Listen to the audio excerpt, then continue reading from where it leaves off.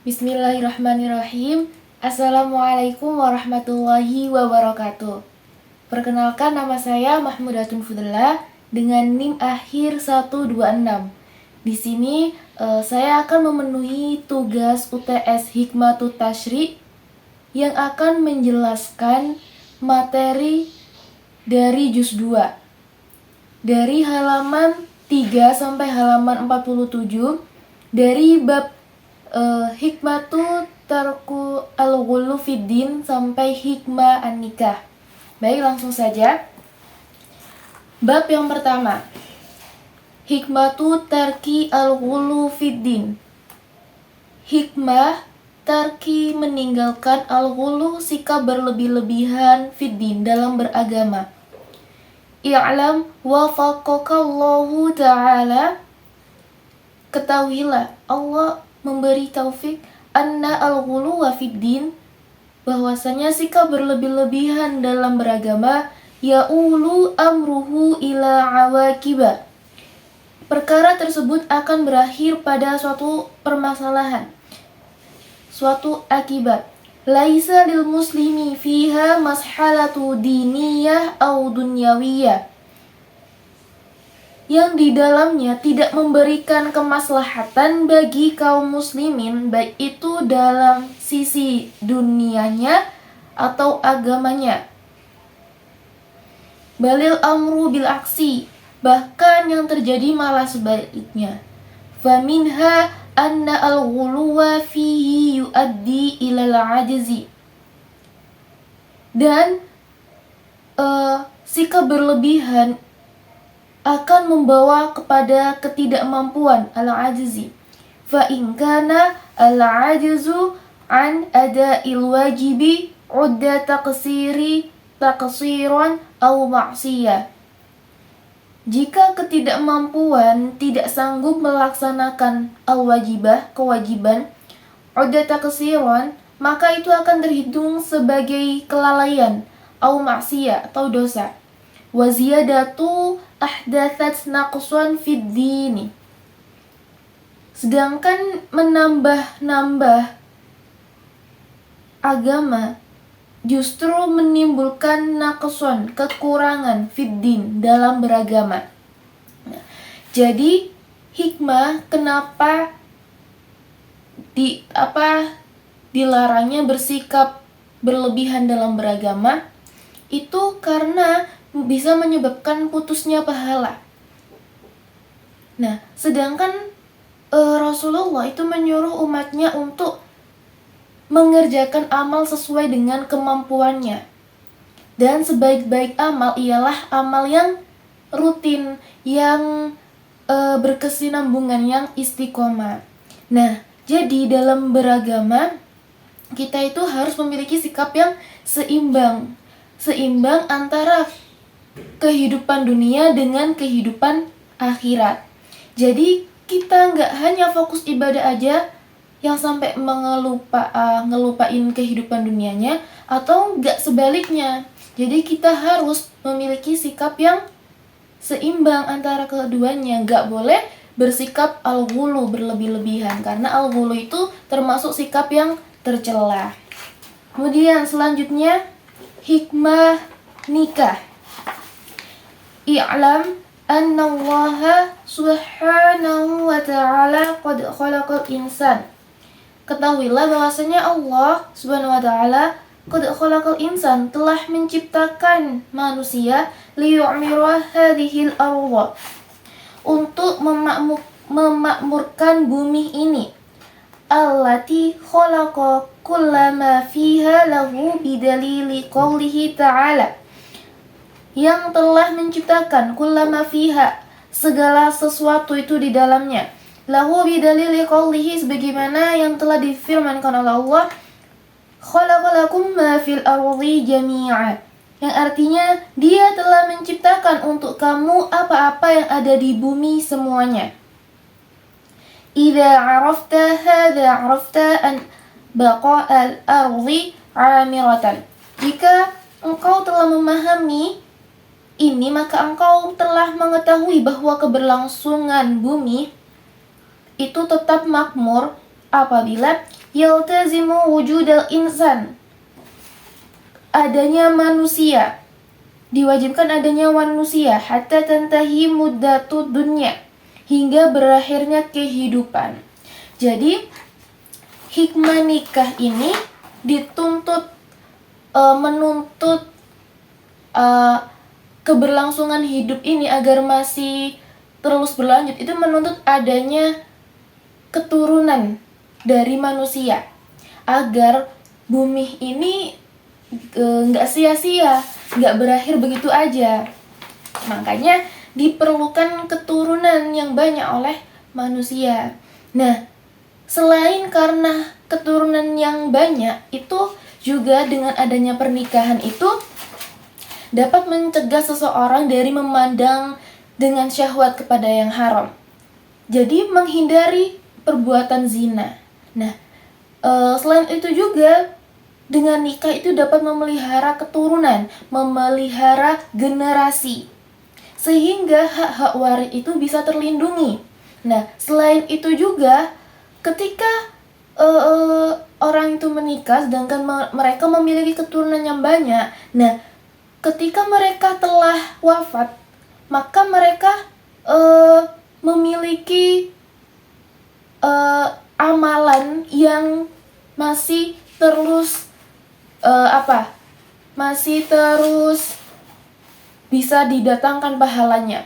Karena ketika orang itu meninggal, maka seluruh amalan itu putus, kecuali amal jariah, kemudian ilmu yang bermanfaat, serta anak soleh yang mendoakannya. Nah, melalui anak soleh yang mendoakannya itu, makanya adanya hikmah pernikahan juga itu salah satunya itu. Nah, kemudian selanjutnya tentang bab hikmatu ta'adudi az-zawjati, yaitu hikmah poligami. Iqtawat hikmatul bari jalla sya'nuhu anna rajula yakunu musta'iddan. Allah menetapkan bahwasanya seorang laki-laki itu masih memiliki kemampuan untuk menghasilkan keturunan, musta'iddan linnasli, walau balagha min umri 80 aman ghaliban, meskipun umurnya ini mencapai 80 tahun. Wa iqtalat hikmatul bari aydan anna al-mar'ata idza balagat 50 min umriha, dan juga Allah menetapkan kepada perempuan apabila udah mencapai umur 50 au al-khamisata wal khamsina, atau 55, ya'isat min haidil ghaliban, maka mereka akan mengalami masa menopause, berhentinya haid. Nah, jadi apa hikmah poligami itu? Nah, dari hal itu kan kita ketahui bahwa wanita itu memiliki fisik yang lebih lemah, lebih cepat capek, karena mereka kan mengurus rumah, mengurus anak, melahirkan gitu kan. Sedangkan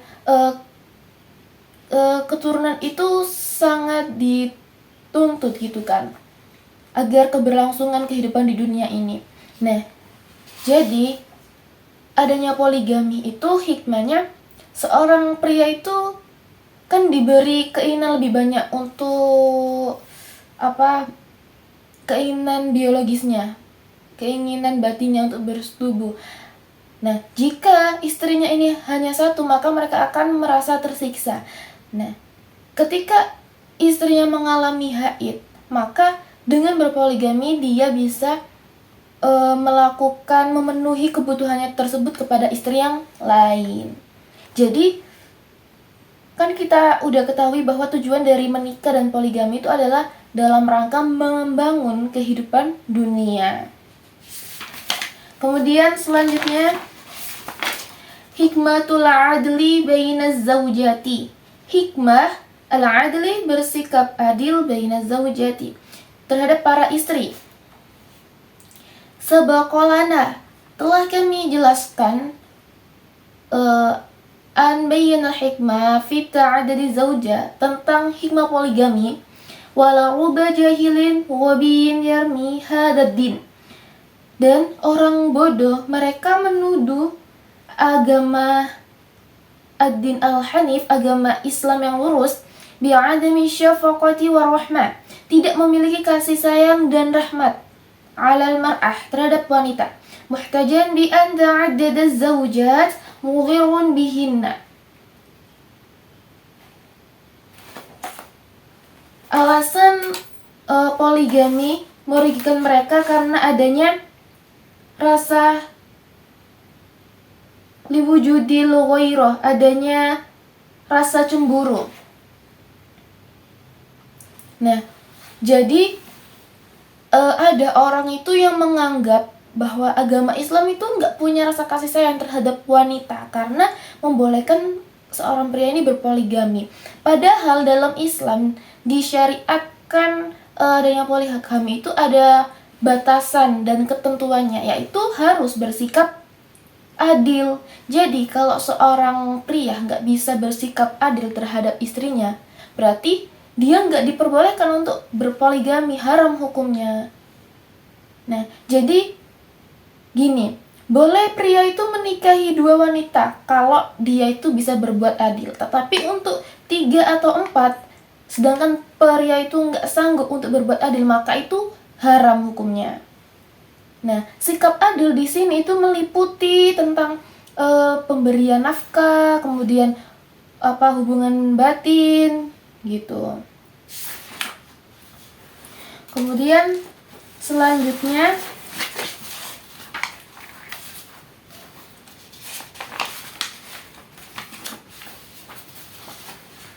hikmatu at-ta'addudi az-zawjati ila arba'. Hikmah dibolehkannya berpoligami sampai 4.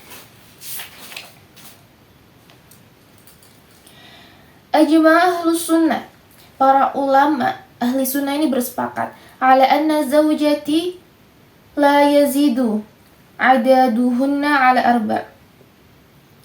Jumlah istri tidak boleh lebih dari 4 fi halati jam'i, dalam waktu bersamaan. Wal hikmatu fi dzalika tarji'u ila i'tibaratil atiyah. Hikmah di balik ketentuan tersebut kembali pada beberapa pertimbangan. Nah, kenapa kok cuma boleh hanya 4 aja? Karena 4 ini memiliki banyak simbol.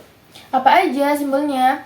4 itu merupakan jenis campuran pada badan, unsur asli yang menopang keberadaan keturunan. Kemudian 4 juga merupakan sumber usaha, yaitu kekuasaan, perniagaan, pertanian, dan perindustrian. Nah, 4 juga merupakan jumlah musim. Bilangan tersebut tuh sama dengan jumlah musim setahun. Nah, jadi 4 itu simbol banyak hal gitu. Kemudian selanjutnya ra'yu ba'dil farinji fi ta'addadi zawjati. Ra'yu pendapat ba'dil farinji, orang barat, sebagian orang barat, fi ta'addadi zawjati, tentang poligami. Nah, qad arafat suwafakihat al-hikmati, telah kita ketahui dan kita pahami hikmah fi ta'addadi zawjat ila arba', batasan poligami itu hingga 4 fi syariatul islamiyah, dalam syariat Islam. Wa min ajli hadhihi al-hikmatil bahirati, hikmah yang agung ini, ja'a bihal Islam, dibawa oleh Islam. Qad ra'ayna kathiran, telah kita melihat banyak hal, min ulama il farinji, dari ulama barat, sodaku wa amanu, mereka membenarkan dan mempercayai bihadil hikmatil azimah, dari hikmah yang agung ini, hikmah yang besar ini. Nah, jadi sebagian para ulama barat, orang-orang barat, mereka ini gak sedikit dari mereka ini yang mengakuinya, yang mempercayai tentang hikmah dan manfaat dari poligami. Karena sesuai dengan kebutuhan zaman, mereka mempercayai bahwa syariat Islam ini relevan untuk semua zaman dan tempat. Nah, itu merupakan pendapat para ulama barat tentang poligami. Selanjutnya, Ra'yu Ustadzil Imam Syekh Muhammad Abdu, yaitu pendapat Syekh Muhammad Abdu fi ta'addudi zaujat, tentang poligami. Nadhkuruhuna fi hadzal fasli. Kita di sini menyebutkan dalam bab ini Ra'yul Ustadzi Imam Syekhina al-Maghfur lahu Syekh Muhammad Abdu, yaitu tentang pendapat Syekh Muhammad Abdu fi ta'addudi zaujat, tentang poligami fi syariat Islamiyah, dalam syariat Islam. Wa hadza ra'yu abdahu rahmatullahi alaihi fi sanati alfi wa mi'ataini wa tis'a wa thamanin hijriyah. Pendapat ini dikemukakan oleh beliau di tahun 1298 Hijriah. Nah, apa pendapatnya beliau ini? Beliau tuh berpendapat bahwa syariat Islam itu telah membolehkan bagi pria untuk berpoligami 4 istri jika ia yakin kalau ia itu bisa berbuat adil. Jika tidak bisa, maka tidak diperbolehkan untuk menikahi 4 istri. Nah, hal itu sesuai dengan firman Allah yang di situ menjelaskan bahwa maka jika kamu khawatir untuk tidak bisa berlaku adil, maka nikahilah 1 orang saja. Nah, jadi jika seorang laki-laki ini nggak mau menunaikan hak istrinya masing-masing, maka kehidupan rumah tangga akan terganggu. Jadi kalau dia nggak bisa berlaku adil, maka itu akan memberikan kemadharatan, memberikan dampak yang buruk terhadap rumah tangganya. Kemudian selanjutnya tentang al-hikmatu fi adami jawazi nikahi zaidati ala arba'. Hikmah tidak diperbolehkannya menikahi wanita lebih dari 4. Jawaza asy-syari'u al-hakim. Syariat yang bijaksana ini membolehkan lirajuli, terhadap laki-laki, antazawwaja, untuk menikahi wahidatan 1, wasdataini 2, ila arba, hingga 4. Walakin nabi syartin ayya'dila, akan tetapi dengan syarat ia berlaku adil bainahunna, di antara mereka. Wa amma az-ziyadatu 'ala al-arba'i, dan adapun untuk menikah lebih dari 4, faqad naha syari'ul hakim anha, maka syariat yang bijaksana itu melarang hal tersebut. Li'anna al-jawra yatahaqqaqu 'inda ziyadah, karena ketidakadilan itu pasti akan terjadi 'inda ziyadati 'ala hadzal 'adadi, apabila jumlahnya itu melebihi 4.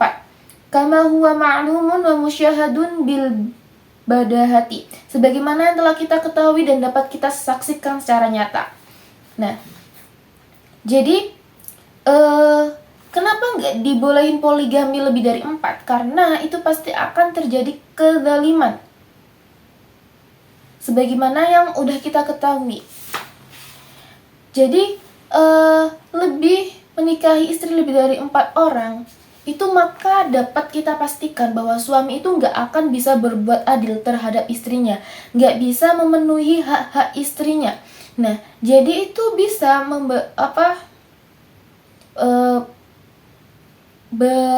berarti ia akan berbuat dolim terhadap istri-istrinya. Nah, itu kenapa kok nggak dibolehin menikahi lebih dari 4? Soalnya akan berlaku dolim gitu. Kemudian selanjutnya, hikmatu jawazi nikahi amma, hikmah diperbolehkannya menikahi budak wanita. I'lam anna al-faqra walibun, ketahuilah bahwasanya kemiskinan itu lebih banyak finnas pada manusia wa syai'un aktsaru minal ghani, daripada banyaknya minal ghani, daripada banyaknya tentang kekayaan, orang yang kaya. Walamma kana jawazu fihi maslahatun, dan pernikahan itu di dalamnya itu mengandung maslahat, wa manfaatun, dan kemanfaatan lil insan, kepada manusia, kama huwa mubayyinun fi ghairi hadzal mawdhi, sebagaimana yang dijelasin di bab lain. Rakhasa syari'u lana nakahal amati, syariat itu memberikan rakhasa, keringanan kepada kita, nikahil amati, untuk menikahi budak perempuan, lil kholasi, agar mereka terbebas, mina'ana innafaqah, dari beban nafkah, wa kathratil mahri, dari mahalnya mahar, banyaknya mahar, alladhi yajibu li hurwati rahmatan bina wa syafaqatan alaina, yang wajib, yajibu lil hurwati, yang wajib bagi wanita merdeka, rahmatan bina, jadi sebagai bentuk perhatian kepada kita. Nah, jadi hikmah dibolehkannya menikahi budak wanita itu agar orang miskin ini lebih mudah menikahi budak daripada wanita yang merdeka, karena mahar budak itu lebih ringan, jadi mempermudahkan pernikahan. Nah, juga kan ini agar terhindar dari perzinahan juga. Kemudian selanjutnya,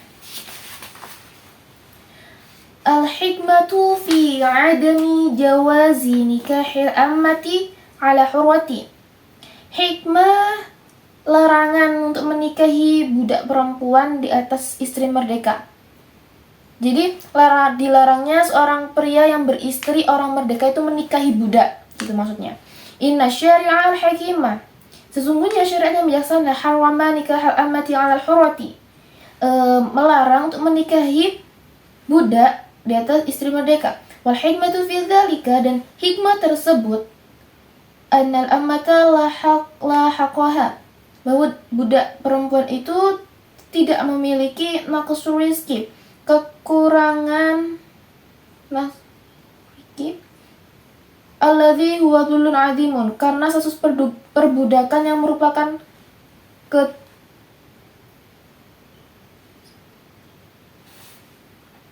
merupakan kehinaan yang besar.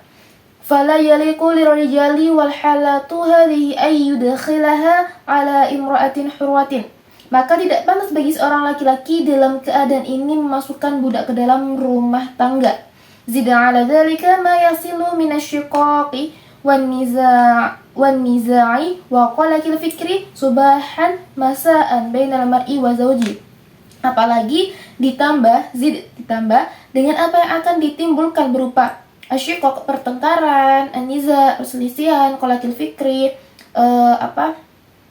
berdebat dengan pikirannya, subahan masaan, dari pagi hingga sore, bainal mar'i wa zawji, di antara suami dan istrinya. Jadi hikmah dilarangnya seorang pria yang beristri menikahi pria yang beristri orang merdeka menikahi budak itu karena ketika ia itu dianggap menurunkan derajat istrinya. Kan istrinya orang merdeka, sedangkan dinikah itu budak, kan beda derajatnya.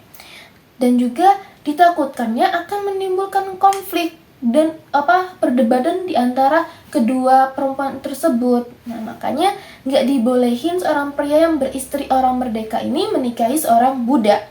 Kemudian selanjutnya, al-hikmatu fi adami jawazi nikahi al-mamluki bi ghairi idzni maulahu, hikmah nggak diperbolehinya menikahi budak milik orang lain bi ghairi idzni maulahu, tanpa izin dari pemiliknya, tuannya. I'lam wafaqakallahu anna manafi'al budhi mamlukatun lisayyidi, ketahuilah bahwa Allah memberi taufik bahwasanya manfaat hubungan biologis, kemaluan maulukun li sayyidi adalah milik tuannya. Wa idza kana amru kadzalika fa huwa ashbahu bi syai'in mamlukin li sayyidi. Nah, perkara itu yang demikian itu menyerupai milik tuannya. Min kulli wujuhi wala yajuzu at-tasarrufu fi milkil ghairi bi ghairi idnihi wa ridahu. Sesuatu yang dimiliki tuannya dari segala sisi dan tidak diperbolehkan wala yajuzu at-tasarruf bertindak dalam milik orang lain fi milkil ghair bi ghairi idnihi wa ridahu tanpa izin darinya dan ridha darinya. Min ajli dzalika i'tibaru syari'u. Nah, karena itu syariat itu menetapkan an-nikah mamluk, menetapkan bahwa pernikahan seorang budak bi ghairi idni tanpa izin maulahu tuannya ghairu nafidin aslan. Itu nikahnya tidak sah. Nah, jadi kenapa kok dilarangnya menikahi budak milik orang lain tanpa seizin pemiliknya? Karena budak kan adalah milik tuannya, nggak boleh diperlakukan sesuka hati orang gitu kan. Dan menikahi mereka tanpa izin tuannya itu nggak sah. Jadi harus melalui izin tuannya terlebih dahulu. Gitu. Kemudian selanjutnya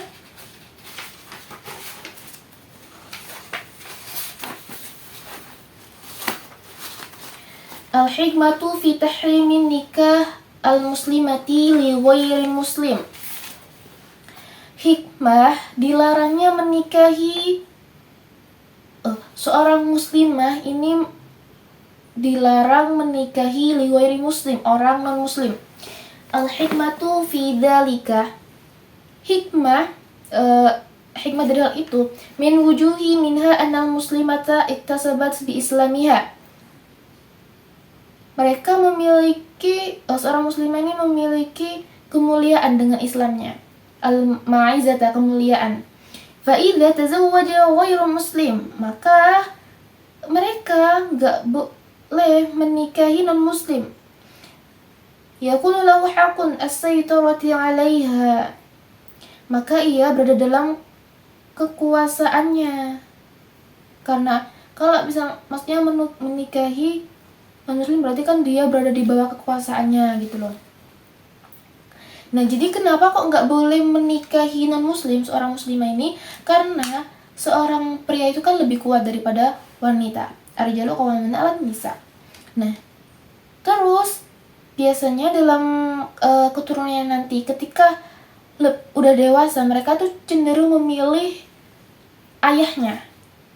Nah, sedangkan ayahnya kan non muslim, berarti takutnya nanti keturunannya itu mengikuti agama dari ayahnya, bukan ibunya. Nah, kemudian dikhawatirkan juga si muslimah tadi itu bisa berpindah agama ke suaminya yang non muslim. Karena biasanya wanita itu kan mengikuti pria gitu.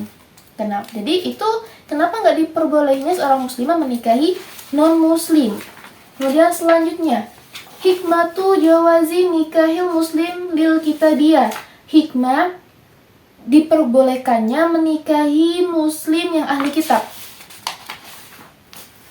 I'lam anna ahlal kitabi, ketahuilah bahwasanya ahli kitab ayyalladzi yadinuna bidinin, yang mereka ini berpegang teguh terhadap agama, wa kitabin samawiyin, dan kitab samawi yang munazilin min 'indillah, yang diturunkan dari sisi Allah.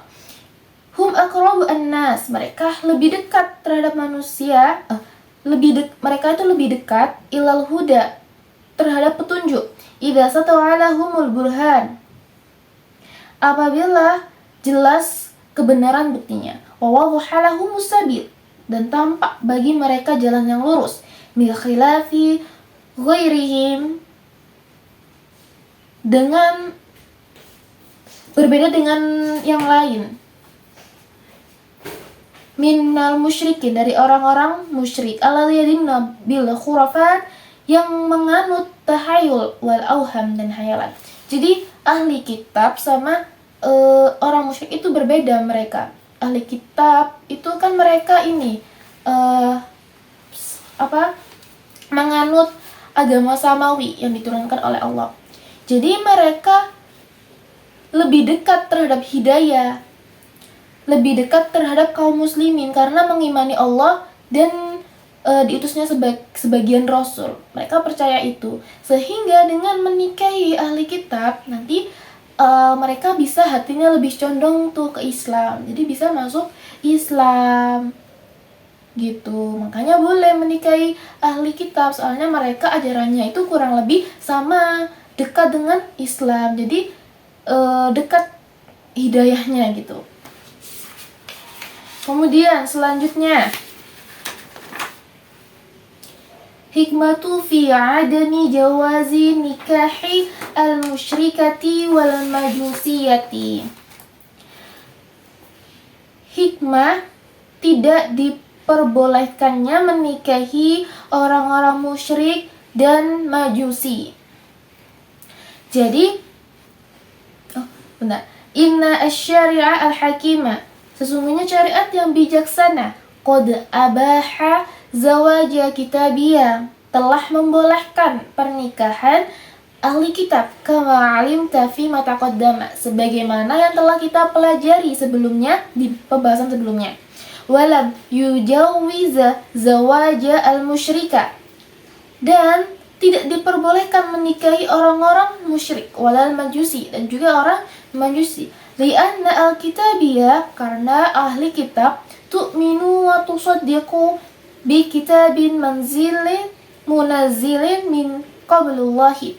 Karena ahli kitab ini tu'minu, mereka mengimani, wa tusaddiqu, dan membenarkan, bi kitabin manzilin, dengan kitab yang diturunkan min qablillahi, yang sebelumnya udah Allah turunkan. Al-jumlah itu kama dzakarna, yang jumlahnya tuh udah kita ketahui. Fakanati aqraba ila Islam, maka mereka itu lebih dekat dengan Islam min ghairiha, dibanding dengan yang lainnya. Jadi kenapa kok nggak boleh atau diharamkannya menikahi wanita musyrik? Karena wanita musyrik ini mereka kan nggak mengimani kitab samawi tidak mengimani kitab samawi sama sekali, dan tidak ada padanya ajaran agama samawi. Jadi mereka itu sulit untuk menganut, maksudnya jauh dari Islam. Jadi untuk menganut Islam itu mungkin hidayahnya mungkin lebih kemungkinannya lebih kecil gitu daripada yang ahli kitab.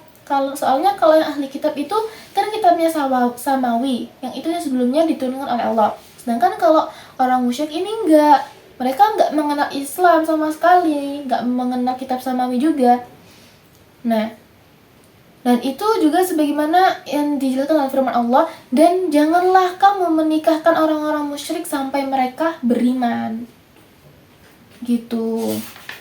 Makanya gak diperbolehin menikahi orang-orang musyrik karena itu mereka lebih jauh, lebih pemahamannya terhadap Islam. Kemudian selanjutnya, hikmatu adami al-ibahati lil mar'ati an tatazawwaja bi ghairi wahidin.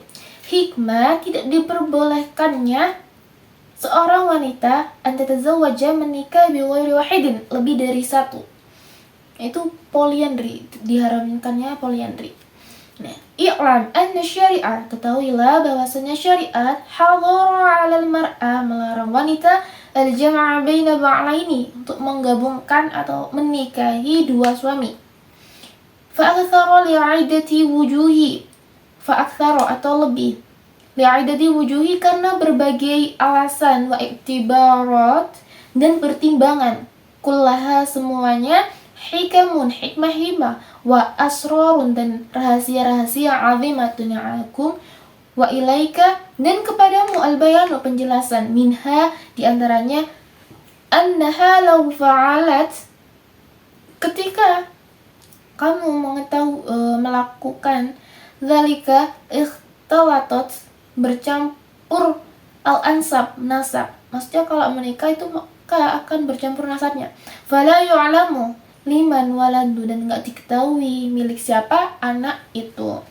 Jadi kenapa nggak diperbolehin menikahi seorang perempuan ini menikahi lebih dari seorang perempuan menikahi seorang laki-laki lebih dari satu? Itu kenapa nggak diperbolehin?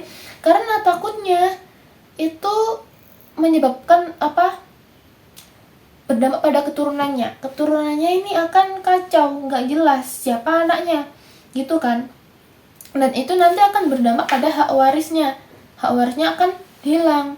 Dan juga kenapa nggak diperbolehin, karena kecemburuan pria itu lebih besar daripada wanita. Jadi tidaknya nanti akan timbul perang, timbul konflik di antara para suaminya itu, yang bisa aja sampai melakukan pembunuhan. Nah, kenapa itu nggak dibolehin poliandri? Kemudian selanjutnya, al-hikmatu fi adami jawazi nikahi al-mar'ati. Hikmah nggak diperbolehinnya menikahi al-mar'ati al-mutallaqati al-hamili, wanita hamil yang diceraikan. Wal mar'ati qabla istibra'i, dan perempuan sebelum habis masa idahnya. Al-hikmatu fi dzalika raji'atan. Nah, hikmah tersebut kembali merujuk ila hifdzil ansab, untuk menjaga nasab, li'anna hamla, karena kehamilan, idza kana min rajulin qad talaqa zaujatahu,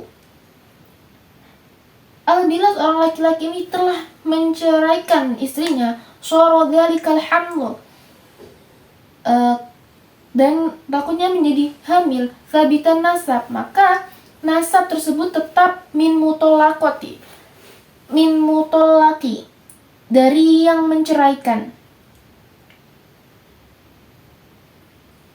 Wa dzalika la yakunu illa, dan tidak akan terjadi illa kecuali yamna'ul mar'atu, seorang perempuan ini mencegah minan nikahi, menikahi laki-laki lain, birajuli akhor. Wa maqila, dan dikatakan dalam masalah ini, yuqalu aidan, berlaku juga fil mar'at, terhadap wanita allati lam yustabara'u, yang masa idahnya belum habis, khaufan min aw takuna hamilan, ditakutkan dalam keadaan hamil. Nah, jadi kenapa nggak diperbolehin menikahi wanita hamil yang diceraikan dan yang belum habis masa idahnya? Soalnya agar keturunannya ini terjaga. Sebab wanita yang diceraikan oleh suaminya dalam keadaan hamil, maka anaknya tetap menjadi tetap milik suami tersebut. Begitu juga dengan wanita yang rahimnya belum bersih, yang masa idahnya belum habis, itu haram dinikahi karena ditakutkan wanita tersebut itu hamil. Nah, itu hikmahnya. Kemudian selanjutnya, hikmatu adami qurbanil mar'ati fi zamanil haid. Hikmah tidak diperbolehkan mendekati al-mar'ah, perempuan, fi zamanil haid, dalam masa haidnya.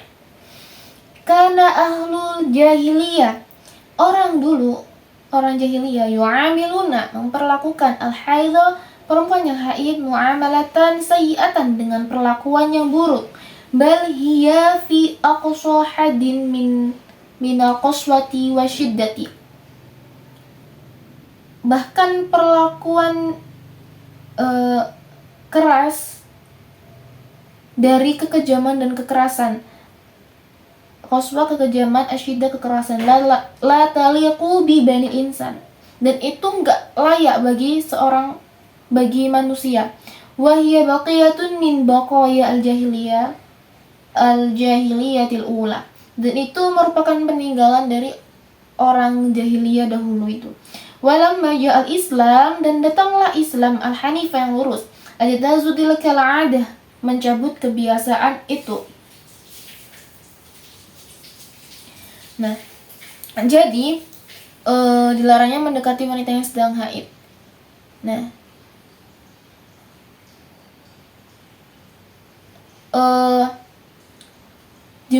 yang maksudnya mendekati itu maksudnya untuk tidak menyetubuinya. Kenapa? Karena ketika seorang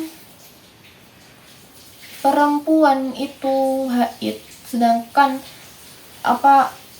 melakukan hubungan tersebut itu nggak dibolehin, ditakutkan mengakibatkan haid di kemudian harinya ini bisa bermasalah atau bahkan menyebabkan peradangan pada bagian kemaluannya. Jadi hal itu berpengaruh pada kesehatan seorang perempuan, maka tidak diperbolehin. Nah, hal itu juga udah dijelasin dalam surah Al-Baqarah 222. Yang di situ artinya karena itu jauhilah istri pada waktu haid. Nah, jadi yang dimaksud dijauhi itu tidak boleh menyetubuinya saat haid. Jadi kenapa nggak dibolehin mendekati seorang istri ketika haid?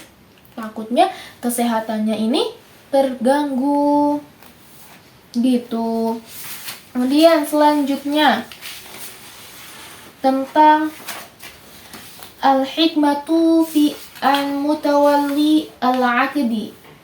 Hikmah mengurus akad.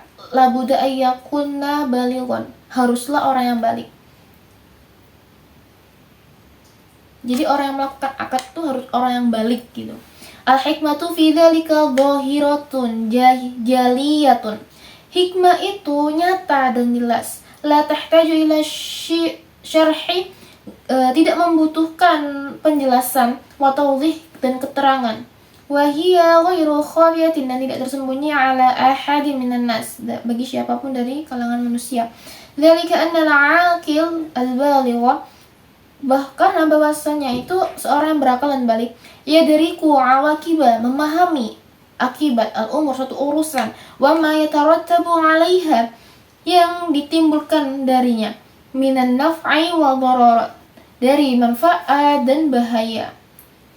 Nah, jadi kenapa kok orang yang melakukan akad itu harus sudah balik? Karena orang yang sudah balik itu berarti mereka itu udah memahami baik dan buruk, benar dan salah, memahami tentang manfaat, tentang darurat, mudarat terhadap suatu perkara. Udah tahu akibat, maksudnya baik, udah tahu yang benar mana yang salah gitu. Nah, hal itu dijadikan sebagai syarat sedalam nikah, yaitu balikan.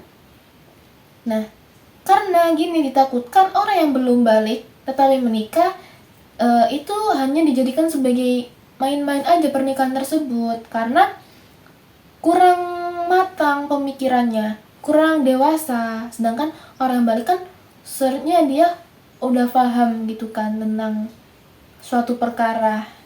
Sedangkan kalau yang belum balik tuh kurang memahami tentang hal-hal tersebut. Sedangkan pernikahan itu bukan cuma untuk main-main, tapi ikatan yang suci gitu. Kemudian selanjutnya, hikmatu ta'dibi ar-rajuli li zawjatihi. Hikmah mendidik, seorang pria mendidik li zawjatihi, istrinya. Ja'a fil Qur'an asyarifi qawluhu ta'ala, telah disebutkan dalam Al-Qur'an yang mulia. Ar-rijalu qawwamuna 'alan nisa. Bahwa laki-laki itu sebagai pelindung, lebih kuat daripada perempuan.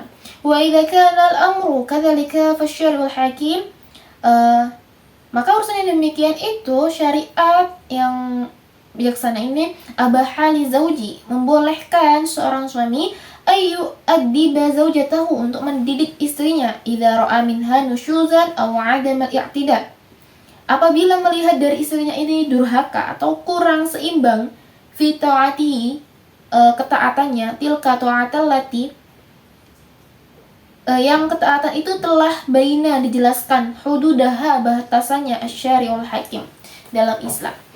Jadi rasi atau hikmah pria ini mendidik istrinya itu untuk mengingatkan istri jika seorang istri ini membangkang terhadap suaminya. Tidak, seorang istri ini mungkin tidak menurut kepada suami, kemudian tidak taat terhadap aturan agama. Nah, seorang pria itu harus mendidik seorang istrinya. Nah, dengan melalui cara apa aja? Melalui nasihat dengan baik. Nah, jika tidak bisa melalui dengan pisah ranjang. Kalau nggak bisa juga, boleh memukulnya, tapi dengan pukulan yang tidak membahayakan. Nah, kalau 3 tersebut belum bisa, maka boleh seorang suami mengadukannya kepada hakim untuk menugasi 2 orang mediator dari keduanya. Nah, itu cara seorang suami mendidik istrinya. Kemudian selanjutnya, nasihatu al-arabi lil banati. Nasihat orang Arab kepada putrinya, al-banat. Nasahat sayyidatu min sayyidatil arabi wa hiya Umamatu Taghlibiyah. Seorang wanita terhormat itu menasihati, yaitu Umamah At-Taghlibiyah, ila abnatiha, kepada putrinya Ummi Iyas binti Auf. Ummi Iyas binti Auf itu nama putrinya. Wa kana dzalika qablu zifafiha faqalat laha, sebelum pernikahannya itu terjadi. Nah, jadi Umamah Taghlibiyah ini berkata kepada putrinya, memberikan pesan sebelum pernikahannya terjadi. Apa pesannya itu? Memberikan pesan, peliharalah 10 perkara. Apa aja 10 itu?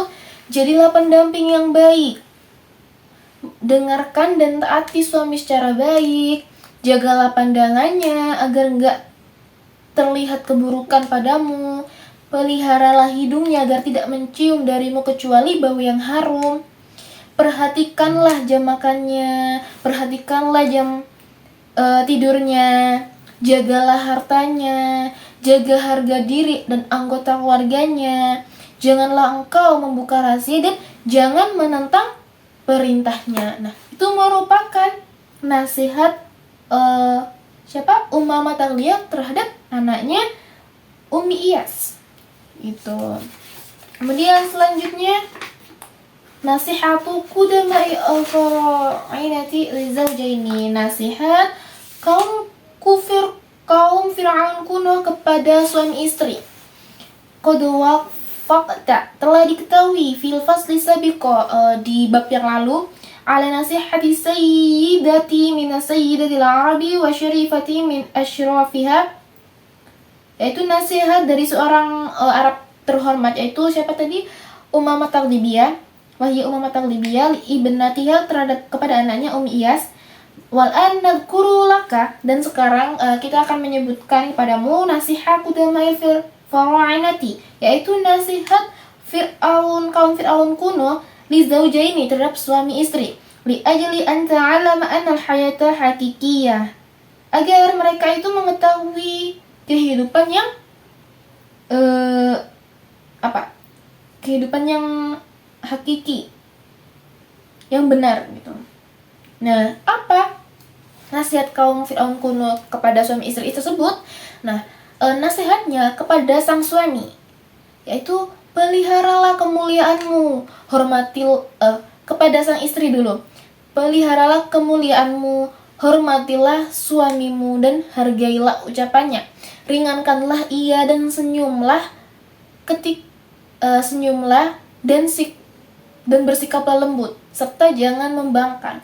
Hormati ibunya dan hormatilah bapaknya. Itu terhadap sang istri. Sedangkan terhadap sang suami, nasihatnya itu cintailah istrimu dengan tulus, cukupilah makannya, bahagiakanlah istrimu selama engkau hidup, serta jangan kasar dalam berperilaku, dan bersikap lembutlah terhadap istrimu.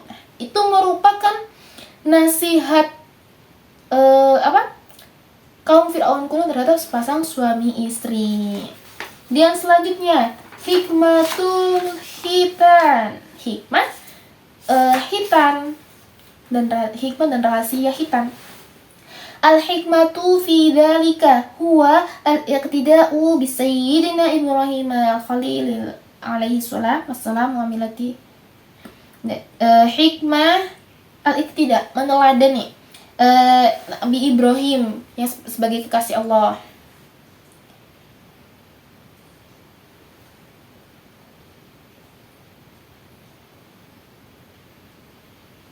Nah, jadi apa hikmah dan rahasia khitan? Itu untuk meneladani Nabi Ibrahim dan mengikuti agama yang hanif. Nah, hikmah khitan, adanya khitan itu para dokter di barat, mereka itu menyerukan untuk melakukannya khitan karena hal itu tuh bisa mengobati berbagai penyakit. Jadi adanya khitan itu juga untuk menjaga kebersihan, kesucian juga. Nah, kenapa juga kok dianjurkan agar menghitan anak-anak pria ini? Soalnya ini untuk menghindari penyakit berbahaya yang gak ada obatnya. Gitu, itu hikmah dan rahasia khitan. Kemudian selanjutnya, al-khitanu asluhu wa tarikhuhu. Asal khitan, wa tahrihuhu, dan sejarahnya.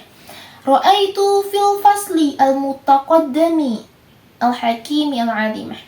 Telah kita lihat di penjelasan sebelumnya, mutaqaddami al-hakim al-alim, hukum yang agung, fil khitan, dalam khitan. Wa kaifa anal Islam amara bihi, dan bagaimana Islam ini memerintahkan seseorang, wahaldu, dan menganjurkannya, alaihi liman fa'atil amma, untuk kemaslahatan bersama umum, allati ta'udu ala banil Islam, yang kembali kepada umat manusia. Wa qad dzakara ba'dil atba, beberapa dokter menyebutkan kalaman fi tarikh khitan, tentang sejarahnya khitan, wa aslihi, dan asalnya. Nah, jadi sejarah khitan itu gimana? Nah, khitan ini merupakan tradisi yang udah lama. Jadi di penjuru dunia ini banyak orang tuh yang udah tahu tentang khitan itu. Nah, khitan itu merupakan ciri khas bangsa yang luhur, terutama orang Yahudi. Jadi orang Yahudi itu mengkhitan anak-anak prianya itu pada hari ke-8 dari kelahirannya. Dan juga orang-orang Bani Israel itu mengkhitan anak-anaknya saat acara pernikahan. Jadi bukan orang Islam aja. Nah, sedangkan orang Islam kan Allah telah mewajibkan khitan itu dimulai dari Nabi Ibrahim dan keturunannya. Itu tentang khitan. Kemudian selanjutnya tentang hikmatut tolak, hikmah talak. I'lam anna asy-syari'a al-hakimah, ketahuilah bahwasannya syariat yang bijaksana, ahalla al-tolak, telah menghalalkan talak, wa karahahu, dan memakruhkannya, membencinya. Ketika kalau talak itu, maksudnya kalau melakukan talak, ila idza kana li maslahatin ta'udu 'ala rajuli, kecuali ada maslahah ta'udu yang kembali kepada 'ala rajuli aw 'ala mar'ah, terhadap suami maupun terhadap istri, aw 'alaihima ma'an, atau terhadap keduanya secara bersamaan, aw 'ala dzurriyyati, atau juga serta keturunannya. Wa hadza yatanawal al-amrayni, dan itu tuh mencakup dua perkara. Hadza sababu fit talaq ghaliban, yang menjadi sebabnya talak itu ada dua perkara. Nah, apa dua perkara itu? Jadi bolehnya talak itu karena yang pertama karena mandul.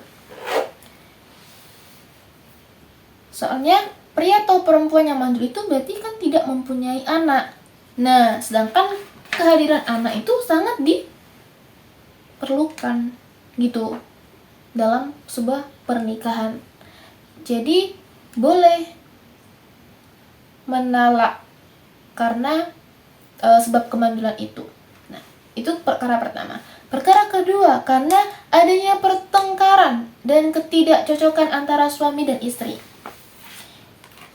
Jadi kalau adanya ketidakcocokan antara keduanya, maka bisa bisa melakukan talak karena rumah tangganya udah nggak bisa dijalankan bareng-bareng, udah nggak cocok. Soalnya kan sering terjadi pertengkaran di antara keduanya, udah merasa nggak cocok, maka boleh melakukan talak. Jadi talak itu sebagai penyelesaiannya gitu. Kemudian selanjutnya, hikmatu tahrimit talak. Hikmatu fi anat talaki haddan la yata'addahu hikmah. Dibatasinya talak. Wallahu ta'ala fi kitabil aziz. At-talaqu marratani fa imsakun min ma'rufin aw tasrihun bi ihsan. Artinya talak yang dapat dirujuk itu 2 kali. Setelah itu suami dapat menahan dengan baik atau melepas dengan baik. Fa'ulima min hadha anna talaqa la yatajawazu ats-tsalitsah. Nah, itu dapat dipahami bahwa talak itu tidak boleh melebihi 3 kali. Nah, jadi kenapa kok talak itu dibatasi? Agar pria ini tidak sembarangan dan mudah mengucapkan talak terhadap istrinya. Jadi gak sesuka hatinya. Soalnya nanti takut menyakitkan dan merusak rumah tangganya. Jadi dengan adanya pembatasan sampai 3 kali juga, seorang pria ini kan tidak bisa lagi rujuk kepada istrinya. Jadi dengan begitu, maka pria ini gak akan berbuat seenaknya. Nah, itu kenapa kok dibatasi talak. Kemudian selanjutnya, hikmatu tahrimi at-talaqi al-bid'i. Hikmah diharamkannya tolak bid'i. Tolak bid'i itu talak saat haid. Al-hikmatu fi tahrimihi. Hikmah diharamkannya huwa liman al-dharari, untuk mencegah kemadharatan. Anil mar'i, dari pihak perempuan, wal rajuli, dan laki-laki. Amma al-dhararu alladhi yuhiqu, adapun kemadharatan yuhiqu yang menimpa al-mar'a, seorang perempuan, fahuwa idza talaqaha, apabila ia diceraikan, ditalak, fi halatil haid, dalam keadaan haid, talat 'alaiha iddah, maka masa iddahnya ini menjadi lebih panjang. Au takunu al-haydatu allati hasala fiha, masa haid ketika terjadinya perceraian, atau talaqu ghairu mahsubatin, sebagai bagian tolaknya itu enggak terhitung, min muddatil iddah, sebagai bagian dari masa iddah, allati hiya salah satu quru, yang ditetapkan sebanyak 3 kali. Wa hina ini nakunu arba, dan demikian masa iddahnya menjadi 4. Jadi kenapa nggak dibolehin talak orang yang lagi haid? Soalnya ketika ia diceraikan ketika haid, maka masa iddahnya itu akan lebih lama, akan lebih panjang. Karena haid yang terjadi saat talak itu nggak dihitung sebagai masa iddah, sehingga menjadi 4 kali haid gitu. Makanya nggak boleh nikahin saat haid. Juga kenapa nggak boleh? Karena ketika menolak istrinya saat haid, maka ia tuh berbuat dolim kepadanya, sehingga ia berdosa karena telah menyebabkan masa iddah istrinya itu berjalan lebih lama. Jadi kan menjadi 4, padahal kan 3 gitu. Kemudian selanjutnya,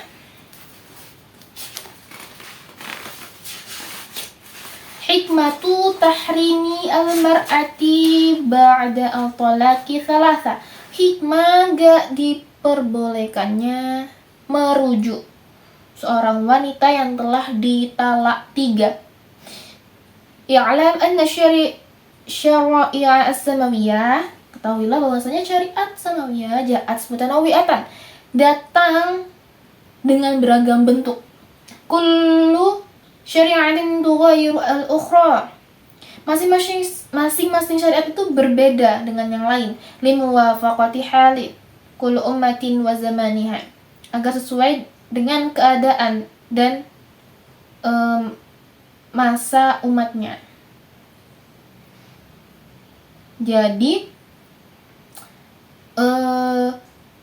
tentang syariat itu beda-beda. Dulu kalau zamannya Nabi Musa itu membolehkan suami menikahi kembali istrinya yang telah diceraikan selama belum menikah kembali.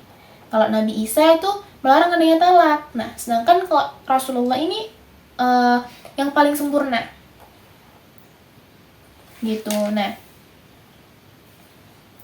di sini nggak boleh merujuk atau nggak boleh merujuk atau menikahi wanita yang telah diceraikan 3 kali olehnya, itu karena kan seorang pria yang berpikir bahwa kehalalan mendapatkan kembali istrinya yang telah diceraikan 3 itu kan harus dengan cara istri itu menikahi lelaki lain, harus menikah dulu dengan pria lain. Nah, jadi tahu hal itu kan berarti dia tuh nggak akan menolak istri sampai talak 3 gitu. Jadi agar pria itu nggak mudah menolak 3 kepada istrinya gitu. Itu kenapa kok nggak boleh merujuk istrinya setelah ditalak 3. Soalnya biar laki-laki tuh berpikir, kalau nanti aku talak 3 kan berarti dia harus nikah dulu sama orang lain kalau misalnya mau merujuk lagi. Nah, biar mereka itu nggak gampang-gampang bilang talak 3 kepada istrinya gitu. Kemudian selanjutnya, hikmatu syuruti sihhati zawaji fi syariatil islamiyah. Hikmah adanya syarat sah pernikahan fi syariatil islamiyah, dalam syariat Islam. Qala ba'du kibaril ulama, sebagian para ulama itu berkata, min syuruti sihhati zawaji, dari syarat sah pernikahan fi syariatil Islam, dalam syariat Islam, kunu az-zawjati ghairi muharramatin, seorang istri ini tidak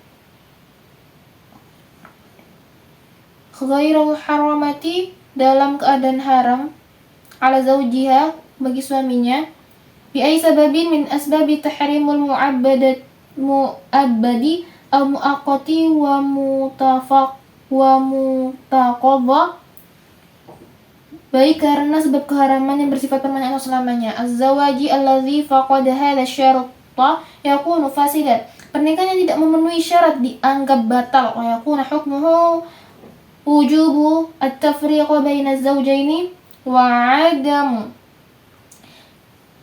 dan hukumnya wajib dipisahkan antara suami istri. Taratub athar ma'ala mujarradil aqdi, akad yang terjadi tidak menimbulkan akibat apapun. Jadi kalau nggak memenuhi syarat sah, maka dianggap batal. Pernikahan itu harus dipisahkan. Nah, jadi kenapa kok harus adanya syarat sah dalam sebuah pernikahan? Karena syariat itu kan menuntut adanya akad yang jelas akan tentang pernikahan, karena nikah itu kan ikatan yang suci, maka perlu adanya syarat sah, dan juga agar rumah tangganya itu berjalan dengan baik dan sesuai dengan tuntunan agama, ada rasa ketenangan, kerukunan gitu kan. Makanya harus adanya syarat sah dalam pernikahan. Kemudian selanjutnya, materi yang terakhir hikmatu nikahi al-muhallil. Hikmah nikahnya, hikmah nikahnya muhallil. Muhallil itu seorang pria yang menikahi wanita yang diceraikan ditalak tiga, agar bisa dirujuk kembali oleh suaminya, dinikahi kembali oleh suaminya yang dulu. Qulna fima sabaqa ma ma'nahu anna rajula. Sebelumnya udah disebutkan sebelumnya. Ma'nahu maksudnya anna rajula, tentang laki-laki, idza talaqa imra'atahu thalasan, ketika seorang laki-laki ini menceraikan seorang istrinya tiga berarti dengan talak tiga, lam yaj'al syari'u ruju'aha, syariat tidak menjadikan kembalinya wanita itu, berarti nggak boleh dirujuk, qarina istihalati wal istimrari ila inqidha'il umri, sebagai sesuatu yang mustahil dan berlaku seterusnya sampai akhir. Bal ahala lahuma ruju'a ila siratiha ula, akan tetapi syariat membolehkan keduanya kembali pada keadaan semula, ba'da an tankiha mar'ata zawjan, setelah wanita tersebut menikah dengan suami lain. Wa yufariqaha bi ayati sifatin kanat wa ta'tadda, kemudian berpisah darinya dengan cara apapun dan menjalani masa idahnya. Nah, jadi kenapa maksudnya apa hikmah nikah mahali itu sebagai bentuk kasih sayangnya Allah terhadap hambanya. Jadi seorang pria yang menjadi muhalil sesuai dengan aturan syariat, maka ia akan mendapatkan pahala, karena yang menjadi penyebab halalnya suami untuk merujuk kembali kepada istrinya. Itu jika sang muhalil menceraikannya dan mereka mau rujuk. Tetapi di sini pernikahannya muhalil itu pernikahannya itu harusnya suami istrinya itu saling menikmati gitu, nggak ada keterpaksaan gitu. Itu hikmahnya muhalil. Baik, itu penjelasan dari bab juz 2 dari halaman 3 sampai halaman 47, dari bab hikmatu tarkil al-ghulu fiddin sampai hikmah nikah muhalil. Nah, baik, sekian dari saya. Wassalamualaikum warahmatullahi wabarakatuh.